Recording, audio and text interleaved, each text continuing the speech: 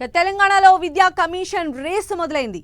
ప్రాథమిక విద్యా ప్రమాణాలు పెంచే ఉద్దేశంతో ప్రభుత్వం ఏర్పాటు చేసిన ఈ కమిషన్లో చైర్మన్ తో పాటు 3 సభ్యులు ఉంటారు. రాజ్యాంగబద్ధమైన చైర్మన్ పదవికి రాష్ట్ర కేబినెట్ మంత్రి హోదా ఉంటుంది. దీంతో చాలా మంది తెలంగాణ విద్యావేత్తలు ఈ పదవిపైన కన్నేశారు.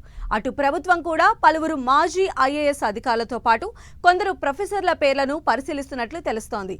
ఇంతకీ ప్రభుత్వ పరిశీలనలో ఉన్నవారెవరు? తెలంగాణ విద్యా వ్యవస్థను గాడిన వేసేవారెవరు? Watch this story. తెలంగాణ విద్యా కమిషన్ పదవి ఎవరిని వరిస్తుందనేది ఆసక్తికరంగా మారింది. రాష్ట్ర కేబినెట్ మంత్రి హోదాతో పాటు రాజ్యాంగబద్ధమైన అధికారాలు ఉండడంతో విద్యా కమిషన్ చైర్మన్ పోస్టుపై చాలా మంది ఆసక్తి చూపుతున్నట్లు సమాచారం. రాష్ట్రంలో విద్యా ప్రమాణాలు పెంచే లక్ష్యంతో ప్రభుత్వం కమిషన్ను ఏర్పాటు చేయగా ప్రభుత్వ లక్ష్యానికి తగ్గట్టుగా పనిచేసే వారి కోసం అన్వేషిస్తోంది. దీంతో పలువురి పేర్లు తెరపైకి వస్తున్నాయి. ముఖ్యంగా రిటైర్డ్ ఐఏఎస్ అధికారి ఆకునూరి మురళీతో పాటు ప్రొఫెసర్ హరగోపాల్, ప్రొఫెసర్ నాగేశ్వర్ ప్రధాన పోటీదారులుగా చెప్తున్నారు.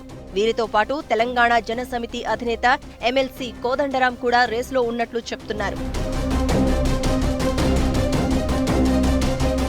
కమిషన్ చైర్పర్సన్ పదవిని ఆశిస్తున్న 4గురిలో 2 కాంగ్రెస్ పార్టీకి అనుబంధంగా పనిచేస్తూ ఉండగా మరో 2 తటస్థులు విద్యావేత్తల కోటాలో చైర్మన్ గిరిని కోరుకుంటున్నారు.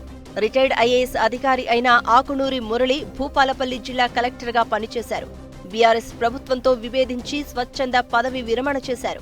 ఆ తర్వాత ఏపీలోని వైసీపీ ప్రభుత్వంలో విద్యారంగ సలహాదారుగా పనిచేశారు. అక్కడ నాడు నేడు మనబడి కార్యక్రమాన్ని సమర్థవంతంగా నిర్వహించారనే పేరుంది. అయితే ఏవో విభేదాల కారణంగా ఏపీలో సలహాదారు పదవిని సైతం మధ్యలోనే వదిలేశారు ఆకునూరి మురళి. ఇక రాష్ట్రంలో కాంగ్రెస్ ప్రభుత్వంపై సానుకూలంగా ఉన్న మురళిని కమిషన్ చైర్మన్ గా నియమించాలని సీఎం రేవంత్ రెడ్డి ఆలోచనగా చెప్తున్నారు. ఇదే సమయంలో ఆయన పక్క రాష్ట్రంలోని వైసీపీ ప్రభుత్వంలో సలహాదారుగా పనిచేయడం వల్ల విమర్శలు వచ్చే అవకాశం ఉందని వెనక్కి తగ్గుతున్నట్లు మరో ప్రచారం జరుగుతోంది.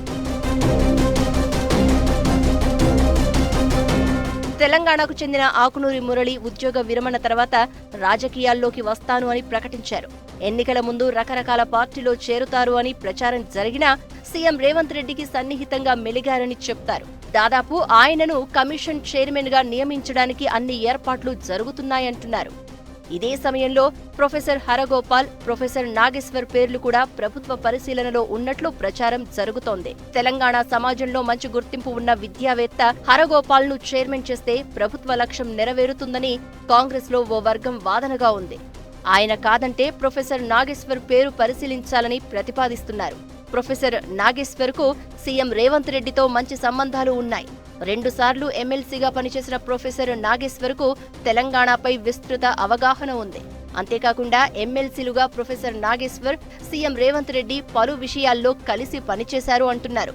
పలు సందర్భాల్లో నాగేశ్వర్ లాంటి వారి సేవలు కాంగ్రెస్ అధికారంలోకి వచ్చాక వినియోగించుకుంటామంటూ పీసీసీ చీఫ్ హోదాలోనే అసెంబ్లీ ఎన్నికలకు ముందు రేవంత్ రెడ్డి ప్రకటించిన నేపథ్యమూ ఉంది.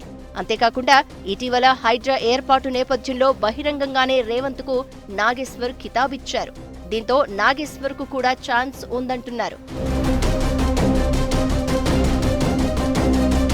మరోవైపు ప్రొఫెసర్ కోదండరాం పేరు కూడా పరిశీలిస్తున్నారు అంటున్నారు. తెలంగాణ ఉద్యమ జేఏసీ కన్వీనర్ గా ప్రత్యేక రాష్ట్ర సాధనలో కీలక భూమిక పోషించిన కోదండరాంను రాజకీయంగా వాడుకోవాలని కాంగ్రెస్ భావిస్తోంది.